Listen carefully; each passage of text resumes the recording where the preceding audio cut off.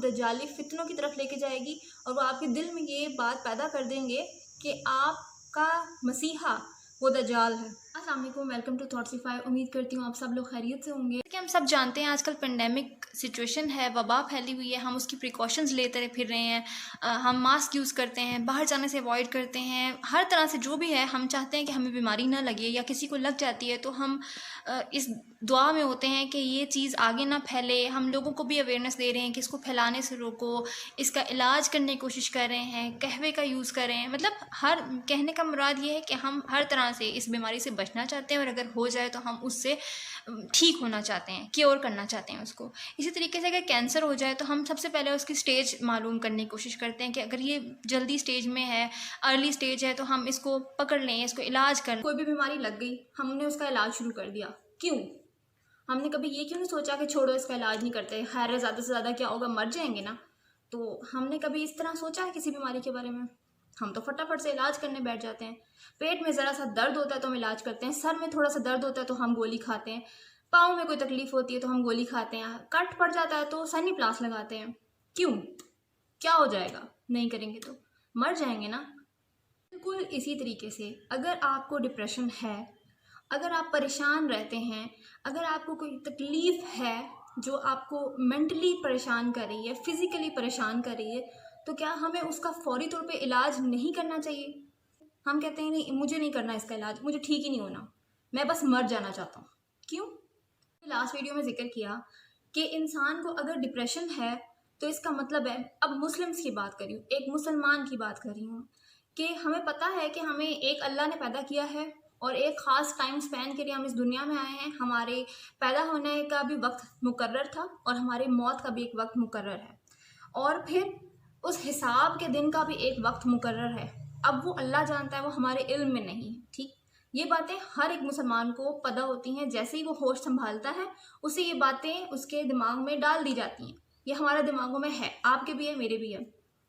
लेकिन हम इस बात को ना एक्सेप्ट नहीं कर पाते कि हमारी हर एक चीज़ जो हमारी ज़िंदगी में हो रही है उसके ऊपर अल्लाह ताला का होल्ड है। कोई भी चीज़ है, एक निवाला जो हमारे मुंह में जा रहा है उस पर भी, और हर एक चीज़ जो हम अभी कर रहे हैं, यहाँ तक कि मैं आपसे बात कर रही हूँ, मेरी ये बात आप तक पहुँचने का ज़रिया भी अगर अल्लाह ने चाहा तो आप तक पहुँचेगी। ठीक इसी तरीके से हर एक अमल, कोई भी चीज़ ऐसी नहीं है, पत्ता तक नहीं हिल सकता अगर अल्लाह ना चाहे। ये इस बातें हम ये बातें कर लेते हैं लेकिन ईमान नहीं है। ठीक है, मैंने आपसे कहा था लास्ट टाइम भी कि डिप्रेशन रूह की कमज़ोरी है।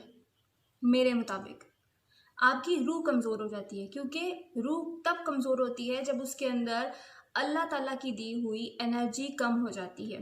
अल्लाह की एनर्जी हमारे पास ईमान की फॉर्म में आती है। हमने कभी अल्लाह ताला को देखा नहीं, लेकिन हमारा ईमान है उसके ऊपर, और वो ईमान जब कम होने लगता है तो हमारी रूह कमज़ोर हो जाती है। ठीक, अब एक बात और, मैंने आपसे जिक्र किया, कोई भी बीमारी हो हम खुद चाहते हैं हम ठीक हो जाएं, लेकिन जब ये बीमारी होती है हम ठीक नहीं होना चाहते। आपको समझाया गया खुदकुशी करना, सुसाइड करना। मैंने आपसे कहा कि सुसाइड जो है उसके पीछे कई लोगों का हाथ होता है, वो मर्डर भी हो सकती है, क्योंकि लोगों का भी बीच में हाथ होता है, लेकिन सबसे पहले हाथ आपका अपना होता है। ज़िंदगी आप ले लेते हैं, हार आप जाते हैं। आपको दुनिया नहीं हरा सकती जब तक आप खुद हारना ना चाहें। अल्लाह ताला ने हर इंसान को एक मकसद दिया है इस दुनिया में आने का। हमारा काम ये है कि हम उस मकसद को तलाश करें और उस मकसद को पूरा करें। एज अ वुमेन हमारे जो मकसद है वो बहुत बड़ा है। ठीक, हम एक जनरेशन को चलाने वाले हैं। अगर हम खुद वीक हैं तो हमारी आने वाली जनरेशन बिल्कुल भी ईमान वाली नहीं होगी अगर हमारे अंदर ईमान नहीं है। आपकी ज़िंदगी में आने वाली हर आजमाइश के पीछे अल्लाह ताला होता है, और मेरा ख्याल से अल्लाह ताला हमें आजमाइशें इसलिए देता है कि हम एक डिसिप्लिन में आ जाएं। आप ज़िंदगी का कोई भी शोबा देख लें, आप उसमें तब तक कामयाब नहीं हो सकते जब तक आप डिसिप्लिन नहीं हैं। कोई भी बॉस हो वो आपको पहले डिसिप्लिन करेगा। आपको कुछ रूल्स हैं, कुछ प्रोटोकॉल्स हैं जो फॉलो करने पड़ते हैं, और बगैर मेहनत के आप आगे नहीं जा सकते हैं। सबसे पहली बात ये कि जो पाकिस्तान का एक कल्चर बन चुका है कि आप अपनी सिफारिश करते हैं और आगे बढ़ जाते हैं, तो इस सारे सिलसिले में ज़िंदगी के दौर में आप किसी से सिफारिश नहीं कर सकते हैं। आप अल्लाह को दोस्त ज़रूर बना सकते हैं। एक ही सिफारिश काम आती है, या तो आप नबी करीम सल्लल्लाहु अलैहि वसल्लम को अपना महबूब बना लें, उनसे उनके ऊपर दरूद भेजें कि वो आपकी सिफारिश कर सकें, ठीक। और दूसरा, आप अल्लाह को दोस्त बना लें।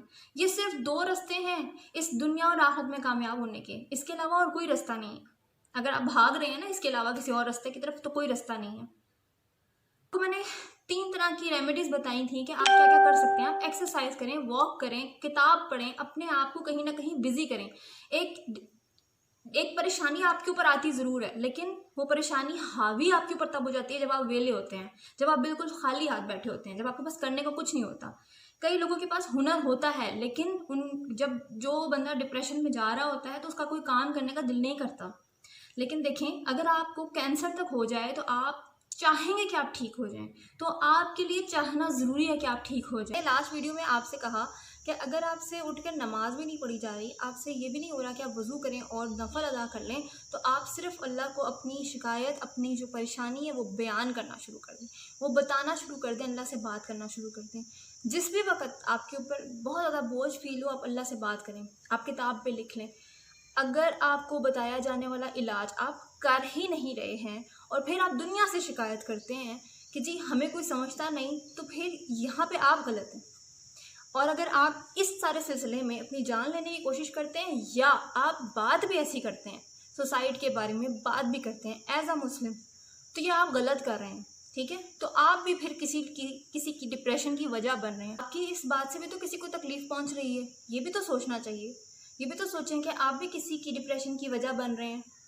तो सिर्फ अपनी डिप्रेशन को लेके बैठ जाना, ये तो नहीं अच्छी बात। आपको चाहिए कि अगर आप किसी परेशानी में, आप किसी से शेयर करें। और अगर आपके पास ऐसे लोग हैं जो आपकी बात सुन सकते हैं या आपको अच्छे मशवरे दे सकते हैं, तो फिर उनकी कदर भी करें, उनकी बातों को समझने की कोशिश भी करें। और अगर आप खुद को उस चीज़ में से नहीं निकालेंगे, तो फिर आपको, देखिए मैंने आपको पहले बयान किया कि कोई भी बीमारी हो, आप खुद चाहते हैं आप ठीक हो जाएं। आपको बताया, लास्ट वीडियो में भी बताया कि अगर आप इलाज चाहते हैं, आप किसी से बात करें। बात नहीं कर सकते, आप बुक पढ़ें। कोई भी अपना वक्त जो है, जो आप लेट के या बंद कमरे में रह के गुजारते हैं या बस सोचों में गुजारते हैं, उससे बेहतर है आप कुछ करें, कुछ ना कुछ करें। आपके पास कोई ना कोई हुनर होगा, आपको सिलाई का शौक है, आप सिलाई कर लें, आप बुक पढ़ लें, आप पेंटिंग कर लें, आप कुछ भी ऐसा करें। और इस अपने अंदर एक चीज़ बना लें, मैं अल्लाह की रज़ा के लिए कर रहा हूँ। कोई भी काम किया जाए, एक्सरसाइज करने निकलें, यही सोचें, इर्द गिर्द के माहौल को देखें, दरख्त देखें, शुक्र करें, सुबहान अल्लाह कहें कि देखिए अल्लाह ताला ने कैसी हर एक चीज़ को एब्जॉर्ब। अगर आप नेगेटिविटी की तरफ जाएंगे, नेगेटिविटी आपकी तरफ आएगी। अगर आप पॉजिटिविटी की तरफ जाएंगे, तो पॉजिटिविटी भी आपकी तरफ आएगी। डिप्रेशन आपकी रूह की बीमारी है, और हमें अल्लाह ताला ने, शुक्र है अल्लाह का कि हमें मुसलमान पैदा किया है। अल्लाह ताला ने बता दिया कि भाई ये हराम मौत है, मौत का एक वक्त मुकर्रर है, मैं खुद दूंगा। जिस वक्त वो चाहता होगा कि हमारी ज़िंदगी का मकसद अब ख़त्म हो गया और वो हमें बुला ले वापस, अब अल्लाह की तरफ लौटने का वक्त है, हम सब ने लौटना है। लेकिन ये वो डिसाइड करेगा कि हमें कब उठाना है। अगर आप अल्लाह की तरफ अप्रोच ही नहीं कर रहे, अल्लाह के लिए ख़ुद कुछ कर ही नहीं रहे, और फिर आप उम्मीद कर रहे हैं कि अल्लाह ताला मेरी सुनता क्यों नहीं है, तो प्लीज़ पहले अल्लाह की तरफ खुद कदम उठाएं। एक कदम उठाएंगे आप, अल्लाह ताला आपकी तरफ 10 कदम बढ़ेगा। लेकिन आपका भी हिलना ज़रूरी है, आपका भी अपने रब की तरफ भागना ज़रूरी है। ये एक हराम मौत है। अगर आप किसी भी तरीके से गोलियां खा लेंगे या जो मर्ज़ी कर लें, ये याद रखिए कि ये ज़िंदगी में आप अपनी ज़िंदगी ख़त्म कर सकते हैं, ठीक है। आप जान ले लेते हैं, सो व्हाट, अगली ज़िंदगी कभी ख़त्म होने वाली नहीं है, और उसमें अल्लाह ताला आपको वही मौत मारता रहेगा जिस मौत आप मरे थे। तो इसलिए जो ज़िंदगी अल्लाह ताला ने आपको दी है, उसका शुक्र अदा करें। आपको अपने आप को खुद ज़िंदगी की तरफ वापस लाना है, ना सिर्फ ज़िंदगी की तरफ बल्कि अल्लाह ताला की तरफ वापस आना है। कोई भी इंसान, कोई भी दवाई, कोई भी चीज़ आपको कभी भी इन चीज़ों से नहीं निकाल सकती जब तक अल्लाह ना चाहे। लास्ट में मैं आपसे एक बहुत ही अलार्मिंग चीज़ के बारे में जिक्र करना चाहूँगी। मैंने कुछ ऐप्स ऐसी देखी हैं, खुद बजाते खुद ऐसी ऐप्स देखी हैं जो इस तरह के लोगों को पकड़ने की कोशिश में हैं जो डिप्रेस हों। मतलब वो आपसे कहेंगे कि आप डिप्रेस हैं, आपकी ज़िंदगी में कोई खुशी नहीं है, आपके साथ कोई अच्छा नहीं कर रहा, आपका सुनने वाला कोई नहीं है। इस तरह की मैनिपुलेटिव बातें हैं, और उसके बाद वो कहेंगे हमारी ऐप को ज्वाइन करो, जो आपको ईसाइयत की तरफ लेके जाएगी या फिर आपको दज्जाली फितनों की तरफ लेके जाएगी। और वो आपके दिल में ये बात पैदा कर देंगे कि आपका मसीहा वो दज्जाल है, और आप उस ट्रैक से हटना शुरू हो जाएंगे जो एक मुसलमान का ट्रैक है। इस सब से बचने के लिए मैं सबसे पहली बात ये कहूँगी कि अपने इर्द गिर्द के लोगों को दोस्त बनाएं, अपने माँ बाप को दोस्त बनाएं। आपको अगर लगता है ना कि वो आपका अच्छा नहीं चाहते हैं, तो एक बात याद रखिएगा कि दुनिया में कोई भी और आपका अच्छा नहीं चाह सकता जितना आपके माँ बाप आपके साथ अच्छे हैं।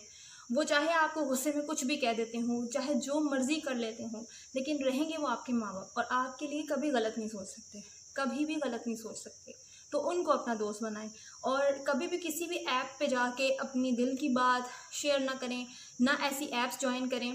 आपको सिर्फ एक रेमेडी करनी है, कुरान पाक पढ़ें, अल्लाह से बात करें, अल्लाह से लौ लगाएं।